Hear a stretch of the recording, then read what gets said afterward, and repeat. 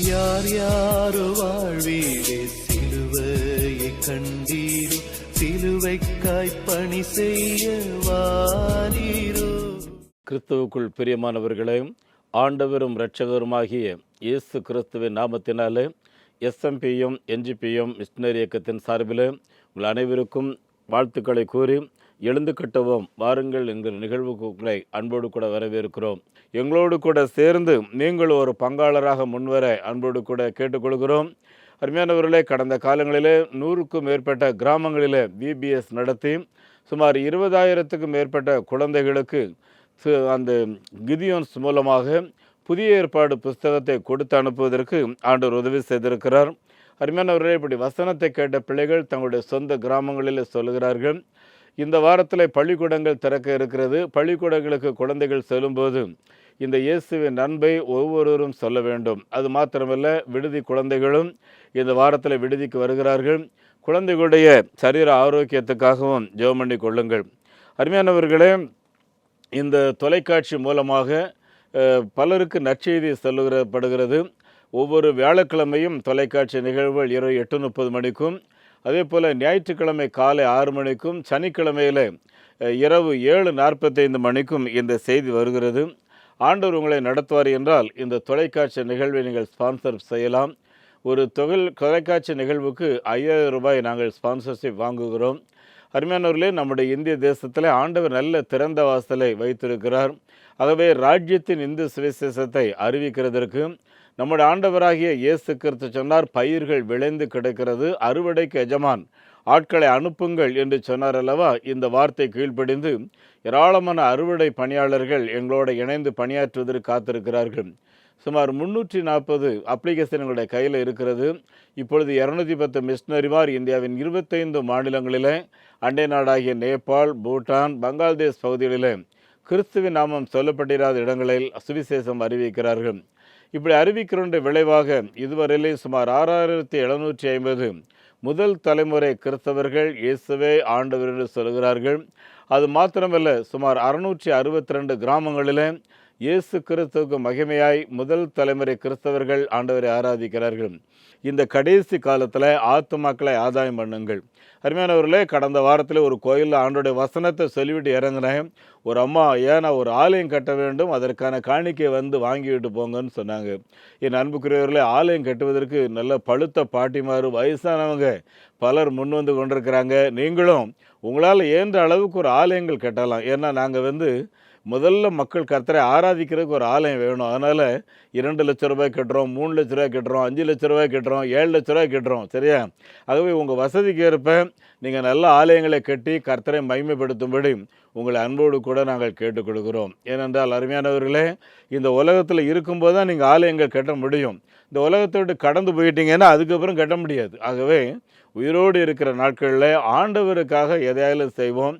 வெறுங்கையோடு தான் வந்தோம், வெறுங்கையோடு தான் போக போகிறோம். சரியா? 6 அடி நிலம் கூட மனுஷனுக்கு சொந்தம் கிடையாது. அவங்க பெரிய பணக்காரன் கோடீஸ்வரங்கிறனால தங்க பெட்டியோ சந்தன பெட்டியோ யாருக்குமே கிடையாது. எல்லாருக்குமே உளுத்து போகிற பெட்டி. இதை மறந்து போகாமல் இந்த கடைசி நாட்களில் நம்முடைய ஆத்துமா பரலோகம் செல்ல வேண்டும். அதுவும் வெறுங்கையோடு போகக்கூடாது. ஒரு மிஷனரி ஸ்பான்சர்ஷிப் செய்வதற்கு 3,000 ரூபாய் தேவை. ஒரு ஆதிவாசி குழந்தை படிக்க வைக்கிறதுக்கு 600 ரூபாய் தேவை. ஒரு மிஷனரியுடைய குழந்தை படிக்க வைக்கிறதுக்கு 1000 ரூபாய் தேவை. ஏதோ ஒரு விதத்தில் இந்த மிஷனரி பணியில் ஈடுபடுங்கள். அதோடு கூட யூடியூப் மூலமாக இந்த செய்திகளை நாங்கள் வெளியே விடுகிறோம். உங்களுடைய ஃப்ரெண்ட்ஸுக்கு அறிமுகப்படுத்துங்க. டிவி நிகழ்வுகளை பார்க்க ஊக்குவீங்க. அது மாத்திரமல்ல அருமையானவர்களே, மாதந்தோறும் ஆத்மாவே என்கிற ஒரு தேடி என்ற ஒரு பத்திரிகை போடுறோம். கொடுக்குற காணிக்கைகள் 100% தேவ அரசுக்காக, வளர்ச்சிக்காக செலவு செய்யப்படுகிறது. ஆகவே வாருங்கள், ஊழியங்களை ஆதரிங்கள். பணித்தளங்களில் வந்து ஊழியங்களை பாருங்கள். நான் அது நிறைய பேரை கூப்பிட்டு போகிறேன். போன வாரத்தில் மகாராஷ்டிரா, பஞ்சாப், ஹரியானா போயிட்டு வந்தேன். என் கூட 8 பாஸ்டர்ஸ் வந்தாங்க, ஒரு CSI பாஸ்டர் வந்தாங்க. வந்து ஊழியங்களை பார்த்து மிகவும் ஆச்சரியப்பட்டார்கள். என் அன்பானவர்களே, இப்படி வந்து பார்த்தா தான் உங்களுக்கு ஊழியங்களை பற்றி தெரியும். ஆகவே வாருங்கள் என்று அன்போடு கூட அழைக்கிறோம். அருமையானவர்களே, ஒரு ஆலயம் கட்டிட்டு பிரதிஷ்டைக்கு வாங்க, இல்லை அதெல்லாம் கட்ட முடியாது, நான் சும்மா வந்து முதல்ல பார்க்குறேன்னா வந்து பார்க்க வாருங்கள். வந்து பார்த்து ஊழியங்களை ஆதரியுங்கள். அருமையானவர்களே, இந்த இயக்கத்தின் ஊழியங்களுக்காக ஒவ்வொரு நாளும் காலையில் 4:30 to 7:30 வரைக்கும் எங்களுடைய ஊழியங்களை சப்போர்ட் பண்ணுறவங்களுக்காக நாங்கள் ஜெபம் பண்ணுறோம். அருமையானவர்களே, இந்த ஜெபம் உங்களை நிச்சயமாக ஆசீர்வதிக்கும். ஆகவே எங்களோட ஒரு பார்ட்னர்ஷிப் வைங்க. அது மாத்திரம் இல்லை, தேசத்தின் ரட்சிப்புக்காக ஒவ்வொரு செவ்வாய்க்கிழமை தோறும் உபவாச நாளாக நியமித்து இரவு 9 மணிலேருந்து 10 வரைக்கும் ஆன்லைனில் ஜெபம் பண்ணுறோம். அதே போல் சனிக்கிழமையில் சாயங்காலம் 5 மணிக்கு பெண்கள் ஜெபம் பண்ணுறாங்க. சனிக்கிழமை இரவு 8 மணிக்கு இளைஞர்கள் கூடி ஜெபம் பண்ணுறாங்க. அருமையானவர்களே, இந்த ஜெப ஆவி உங்களிலும் பற்றியறிய நாங்கள் வேண்டிக் கொள்கிறோம். அது மாத்திரமல்ல, இந்த ஊழியங்களை ஆதரிக்க வேண்டும் என்று சொல்லி எண்ணுகிறவர்கள் உங்களுடைய வங்கி எண்ணை குறித்து வைத்துக் கொள்ளுங்கள். நெகேமியா new generation partaker moment NGPM state bank of India account number 42 17 80 20 691, IFSC code SPIN 0061767. அதோடு கூட salvation mission partaker moment SMPM Canara bank account 12 00 34 54 94 90. மறுபடியும் சொல்கிறேன், 1200 34549490. IFSC code CNRP 0005652. எங்களுடைய தொடர்பு நம்பர் 9043867550 9447375550. கிறிஸ்துவுக்குள் பிரியமானவர்களே, இந்த நாளில் உங்களோடு கூட ஆண்டவராகிய இயேசு கிறிஸ்து அவருடைய பிள்ளைகளை ஆசீர்வதிக்கிறவர். ஒருவேளை நம்மிடத்தில் வேலைக்காரர்களாக இருக்கலாம், அவர்களையும் அவர் ஆசீர்வதிக்கிறவர். இதை மனசில் வைத்து ஒரு சில குறிப்புகளை நான் உங்களோடு கூட பகிர்ந்துள்ள விரும்புகிறேன். ஏனென்றால் அருமையானவர்களே, ஒவ்வொரு ஆத்மாவையும் அவர் தனிப்பட்ட முறையில் நேசிக்கிறார். நம்ம இதை யாரும் மறந்து போயிடக்கூடாது. ஏன்னா நம்ம வீட்டில் வேலை செய்கிறாங்கங்கிறதுக்காக அவங்க கீழ்த்தரமான ஆள் கிடையாது. ஒருவேளை மிஷினரி அமைப்புகளை வைத்திருந்தாலும் சரி, இல்லை என்றால் போதகர்கள், இல்லை என்றால் பேராயர்கள் என்கிற நிலையில் இருந்தாலும் சரி, அருமையானவர்களே, நமக்கு கீழாக இருக்கிறவர்கள் யாரும் கீழ்த்தரமானவர்களும் கிடையாது, அடிமைகளும் கிடையாது. அவங்க நமக்கு ஒரு ஆண்டவர் பொறுப்பை தந்திருக்கிறாரே தவிர, நம்மை விட அவர்கள் திறன் வாய்ந்தவர்கள் என்று தான் நாம் ஏற்றுக்கொள்ள வேண்டும். அப்படி இருந்தால் தான் நாம் ஒருவரை ஒருவர் பரிபூர்ணமாக நாம் கண்ணியப்படுத்த முடியும், மதிக்க முடியும். பிலிப்பு என்கிற திருச்சபைக்கு பவுல் கடிதம் எழுதும்போது, நீங்கள் ஒருவரை ஒருவர் மேன்மை உள்ளவர்களாக எண்ணுங்கள் அப்படிங்கிறார். அப்படின்னா என்ன அர்த்தம்னு சொல்லி பார்த்தீங்கன்னா, என்னை விட அவன் விவரமானவன், தேறினவன், எனக்கு தெரிந்ததை விட அவன் நிறையா தெரியும். அந்த மாதிரி நம்ம ஒருவரை ஒருவர் பரிபூர்ணமாக அங்கீகரிக்க வேண்டும் என்பது ஆண்டோடைய விருப்பம். பார்த்துக்குங்க என் அன்பானவர்களே, அப்படிப்பட்ட பெரிதைய இருதயத்தை நம்ம கேட்டு நம்ம ஜெபம் பண்ணுவோம். அருமையானவர்களே, நடந்த ஒரு சம்பவத்தை பைபிளில் பாருங்கள். ரூத் எழுதின புஸ்தகம் 2வது அதிகாரம் 4வது வசனத்தில் வாஸ்து பார்த்தீங்கன்னா, அன்றைக்கி அந்த பகுதியில் போவாஸ் ஒரு பெரிய பணக்காரர். அவருக்கு நிறையா சொத்து இருந்துச்சு. அவர்கிட்ட நிறைய பேர் வேலை செய்வாங்க. அவருடைய தோட்டத்தில் அந்த வேலைக்காரங்களை பார்த்திங்கன்னா, அந்த வேலைக்காரங்க எப்போ என்ன சொல்லுவாங்கன்னா, அவரை பார்த்து கர்த்தருமே ஆசீர்வதிப்பாராக. ஏற்கனவே பெரிய கோடீஸ்வரன், ஆனால் வேலைக்காரங்க எல்லாரும் அவரை பார்த்து கர்த்தருமே ஆசீர்வதிப்பாராக. நீங்கள் உங்கள் வீட்டில் இருக்கிற பைபிள் எடுத்துக்கொண்டு திறந்து பாருங்கள். ரூத்து 2வது அதிகாரம் 4வது வசனம். கர்த்தருமே ஆசீர்வதிப்பாராக. அவர் பெரிய கோடீஸ்வரன், பணக்காரரு. அவரை பார்த்து அவருடைய வேலைக்காரங்க சொல்கிறாங்க கர்த்தருமே ஆசீர்வதிப்பாராக. என் நண்பானவர்களே, ஆனால் அவர் வேலைக்காரங்களை பார்த்து என்ன சொல்லுவாராம், கர்த்தர் உங்களோடு இருப்பாராக அப்படின்பாராம். அப்படின்னா அந்த வேலைக்காரங்களுக்கும் முதலாளிக்கும் எப்படிப்பட்ட உறவு பாருங்களேன். இந்த போவாஸை பார்த்தீங்கன்னா, அறுவடை அறுக்கும்போது 10 மூடை வந்தால் 1 மூடை ஏழைகளுக்கு. அது மாத்திரம் இல்லை, கீழே சிந்தோம்ல, அதெல்லாம் நீங்கள் எடுத்துக்கங்க அப்படின்னு வரோம். பார்த்துக்குங்க, எந்த அளவுக்கு விட்டு கொடுத்தாரோ அந்த அளவுக்கு அவருடைய அந்த விவசாய நிலத்தில் அளவு கடந்த அறுவடை. பார்த்துக்குங்க என் அன்பானவர்களே, நான் இப்போவும் முதலாளி மாட்ட சொல்லுவேன், நான் 32 வருஷம் வியாபாரிகளோடு ஆண்டோடைய ஊழியத்தை செய்தேன்.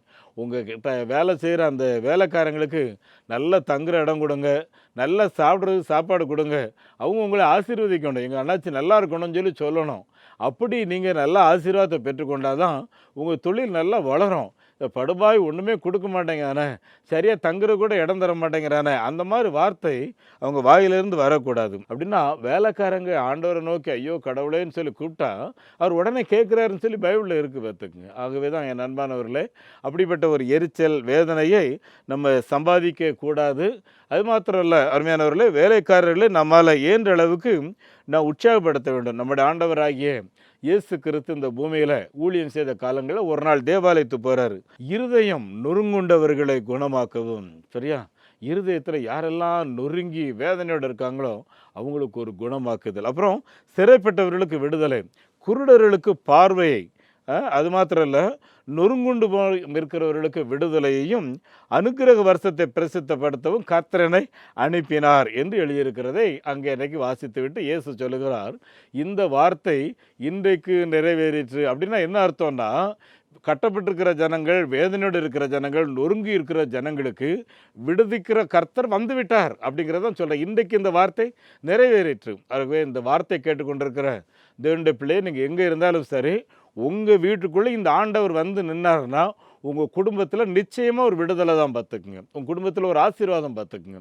என் அன்பானவர்களே, இன்றைக்கும் இயேசு கிறிஸ்து பிறந்த ஊர் பெத்லகேம். பெத்லகேம்னாலே அப்பத்தின் வீடு.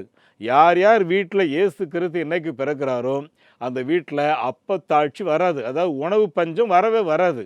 ஆமாம், உணவு இல்லை, சத்துணவு இல்லை, அதனால் நாங்கள் செத்து போகிறோங்கிற கிடையாது. நம்ம நாட்டில் பிறக்கிற குழந்தைகளில் 62% குழந்தைகளுக்கு போதுமான சத்து இல்லைன்னு சொல்லி எக்ஸ்ட்ரா சத்து வேணும்னு சொல்லி நிறைய இம்யூனிட்டி மாத்திரை இந்த நாட்களில் கொடுத்துட்ருக்காங்க கருவுற்ற தாய்மார்களுக்கு. அதெல்லாம் இருக்கட்டும். ஆனால் இயேசு கிறிஸ்து அந்த வீட்டுக்குள்ளே வந்துட்டா அந்த வீட்டில் இந்த அப்பத்தாட்சி, உணவு பற்றாக்குறை என்கிற இருக்காது. நான் ஆண்டவரை ஏற்றுக்கொண்டு இந்த 42 வருஷத்தினுடைய அனுபவத்தில் சொல்கிறேன், அருமையானவர்களே, நம்ம வீட்டில் இயேசு கிறிஸ்து வந்து பிறந்துட்டார்னா அந்த வீட்டில் அப்பம் குறைவு இருக்காது. உங்கள் வீட்டில் துட்டு கடன், ஆமாம் வட்டி கடன்கிற வாங்குற நிலை இருக்காது. ஏன்னா வட்டிக்கு வாங்குறதே அருமையானவர்களே அதுவே ஒரு விதத்தில் அடிமைத்தனம் பார்த்துக்குங்க. ஆமாம், நீங்கள் முதலாளிகிட்ட கடன் வாங்கியிருந்தாலும் அதுக்காக அங்கே போய் கை நீட்டி நிற்க வேண்டியிருக்கும். எதுக்காக? என் அன்பானவர்களே, ஆண்டவர் உங்களை ஆசீர்வதிக்கிற ஆண்டவர். உங்களுடைய தேவைகளை அவரிடத்துல நீங்கள் சொல்லுங்கள். அருமையானவர்களே, இன்னொரு காரியத்தை உங்களுக்கு சொல்லி நான் முடிக்க விரும்புகிறேன். நம்ம நாட்டில் இன்னும் நடக்கிற ஒரு காரியம் அடிமைகளை வைத்திருக்கிறது. அருமையானவர்களே, நிறைய பஞ்சாலைகள், இன்னும் இந்த கல் குவியாரிகள் இதெல்லாம் இருக்குது. ஆமாம், இப்படிப்பட்ட ஒரு தொழிலை செய்துக்கிட்டு இருந்தது தான் ஐசக் வாட்ஸ் அப்படிங்கிற ஒரு பத்துங்க. அருமையானவர்களே, அவங்க அப்பா ஒரு ஆங்கிலிக்கன் பாஸ்டர். ஆமாம், வெளிநாட்டில் போய் கருப்பர்களை கப்பலை ஏற்றிட்டு வந்து வெள்ளைக்காரங்களுக்கு விற்பார். இதான் அவருடைய தொழில். ஒரு முறை அவர் அப்படி கப்பல்லேருந்து ஏற்றிக்கிட்டு வரும்போது நிறைய அடிமைகள், அவங்க எல்லாரும் கிறிஸ்தவங்களாக இருக்காங்க, அங்கே ஜோம் பண்ணிட்டு இருக்காங்க. இவருக்கு ரொம்ப வேதனை. அப்படியே வெளியே நடந்து வந்தவர் வாங்கி ஒருத்தன் ஜோமனி முட்டி அடிச்சிட்டார் பார்த்துங்க. அருமையானவர்களே, ஜோமன்ட்டு அந்த கடற்கரை ஓரமாக அந்த இதில் போய் பிடிச்சி நிற்கிறாரு. அங்கே ஜோமன்ட்டு, ஆண்டவரே இவருடைய முதலாளிக்கு சமாதானம் தரும், இவருடைய முதலாளியுடைய இருதயத்தில் இருக்கிற வேதனை எடுத்து போடும் சொல்லி அந்த ஏழை கிஞ்சு குழந்தைங்க ஜோம் பண்ணிட்டு இருக்காங்க. இந்த வார்த்தையோட காதில் கேட்குது. திரும்பி பார்க்குறாரு, நான் இப்போ தான் அடிச்சுட்டு வந்தேன், என்னுடைய சமாதானத்துக்காக ஜோம் பண்ணுறாங்களே, எங்கள் அப்பா ஒரு பாஸ்டர், என் கையில் பைபிளை ஒவ்வொரு தடவை கொடுத்து விடுவாங்களே அப்படிங்கிற உணர்வோடு அந்த அறைக்குள்ளே வராரு. வந்து பைபிள் அன்னைத்தான் எடுத்து வாசிக்கிறாரு. அருமையானவர்களே, உள்ளத்தில் ஒரு பெரிய மாற்றம். அருமையானவர்களே, லிபர்பூரில் அந்த ஷிப் வந்து நிற்குது. ஒரு பேனர் பிடிச்சிட்டு நிற்கிறாரு. என்னத்தில் நிற்கிறாரு? அடிமைகளாக ஏகிட்ட விட்டீங்க, ஆனால் இப்போ என்னுடைய குழந்தைகளாக நீங்கள் வாங்க அப்படின்னு சொல்லி அவங்க குழந்தையாக மாத்திரம் இல்லை, அதே இங்கிலாந்து தேசத்தில் அடிமைத்தனத்தை ஒழிக்கிறக்கா தன்னுடைய சொத்துக்களெல்லாம் எழுதி வைத்து எங்கெல்லாம் அடிமைகள் இருந்தாங்கலாம் எடுத்துகிட்டு வந்து நல்ல கல்வி கற்றுக் கொடுத்து ஆண்டவருக்காக பெரிய காரியங்களை ஐசக் வாட்ஸ் செய்தார் பார்த்துக்குங்க. என் அன்புக்குரிய ஆண்டோடைய பிள்ளைகளே, நீங்களும் அப்படிப்பட்ட மாபெரும் காரியங்களை செய்யுங்க. உங்கள் சந்ததியை இன்னைக்கு இருக்கிறத காட்டிலும் 1000 பெருக பண்ணுவார். சரிதானா? சொல்கிறதுக்கு நேரம் இதோடு முடித்துக் கொள்கிறேன். கர்த்தர் உங்களை ஆசீர்வதிப்பார். உங்களுக்காக நான் ஜெபம் பண்ணுகிறேன். நல்ல ஆண்டவரே, இந்த வசனங்களை கேட்ட ஒவ்வொருவரோடு கூட நீர் தொடர்ந்து இடைபடும், நீர் பேசும். ஆண்டவரே, தங்களுக்கு கீழ் இருக்கிறவர்களை நசுக்கி அவர்களிடத்திலிருந்து வேதனையான சாபமான வார்த்தைகளை ஒருவரும் வாங்கி கொள்ளாதபடி ஆண்டவரே, எல்லாரும் ஒருவருக்கொருவர் ஆசீர்வாதமாக இருக்கும்படி போவாசை அந்த வேலைக்காரெல்லாம் சேர்ந்து கர்த்தருமை ஆசீர்வதிப்பாராக என்று சொன்னார்களே தகப்பனே, போவாசன் தன்னுடைய வேலைக்காரர்களை கர்த்தர் உங்களோடு இருப்பாராக என்று சொன்னாரே ஆண்டவரே, அப்படிப்பட்ட வாழ்த்துதலோடு நாங்கள் ஒருவர் வாழும்படி இயேசுவே நீர் உதவி செய்ய வேண்டும் என்று சொல்லி ஜெபிக்கிறோம். இந்த வார்த்தைகளை கேட்டுக்கொண்டிருந்த ஒவ்வொருவரோடு கூட தொடர்ந்து பேசும். ஆண்டவரே, உம்முடைய நாமத்தை மையப்படுத்தும். ஆண்டவரும் அருமை இரட்சகருமாகிய இயேசு கிறிஸ்து நாமத்தில் இந்த ஜெபத்தை கேட்கிறேன் பிதாவே, ஆமேன். நம்முடைய ஆண்டவர் இயேசு கிறிஸ்துவனுடைய கிருபையும் பிதாவாகிய தேவனின் அன்பும் பரிசுத்த ஆவியானுடைய நடத்துதல், பராமரிப்பு, ஆசீர்வாதம் உங்கள் அனைவரோடும் தங்கியிருப்பதாக. ஆமேன். இந்த மாபெரும் நற்செய்தி பணியில் ஒரு ஆதிவாசி குழந்தைய நீங்கள் 600 ரூபாய் கொடுத்து படிக்க வைக்கலாமே, உங்களால் ஏன்ற தொகையை கொடுத்து ஒரு ஆலயங்கள் கட்டுவதற்கு தீர்மானம் எடுக்கலாமே, உங்களுடைய பங்குகள் என்ன?